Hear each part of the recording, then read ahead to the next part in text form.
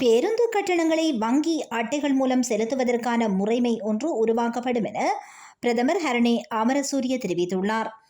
Digital பொருளாதார மாதத்திற்கு இணையாக செயற்கை நுண்ணறிவு தொடர்பான உத்தியோகபூர்வ இணையதளம் அங்குரார்ப்பணம் செய்து வைக்கப்படும் எனவும் ஹரணி அமரசூரிய குறிப்பிட்டார். நாடாளுமன்றத்தில் கருத்து தெரிவிக்கும் போதே அவர் இதனை தெரிவித்தார்.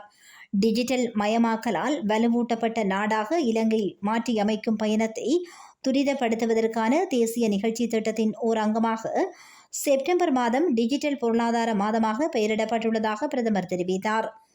2030 ஆண்டளவில் நாட்டின் டிஜிட்டல் பொருளாதாரத்தை அமெரிக்க டாலர் 15 பில்லியனாக, அதாவது மொத்த உள்நாட்டு உற்பத்தியில் 12% டிஜிட்டல் பங்களிப்பை விரிவுபடுத்துவதற்கான அரசாங்கத்தின் சவாலான இலக்கை அடைவதுடன் டிஜிட்டல் துறையில் ஏற்றுமதியை அமெரிக்க டாலர் 5 பில்லியனாகவும் டிஜிட்டல் துறைசார் தொழிலாளர்களின் எண்ணிக்கையை 2 லட்சமாகவும் அதிகரிக்க எதிர்பார்த்திருப்பதாகவும் பிரதமர் குறிப்பிட்டார்.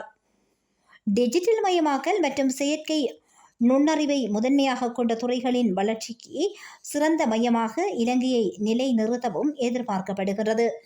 டிஜிட்டல் பொருளாதார அமைச்சு தற்போது நாடு முழுவதும் டிஜிட்டல் மயமாக்கலுக்கு தேவையான உட்கட்டமைப்பு தேவைகள் குறித்து ஆய்வு மற்றும் பரிசோதனைகளை மேற்கொண்டு வருவதாக பிரதமர் ஹரணி அமரசூரிய குறிப்பிட்டுள்ளார்.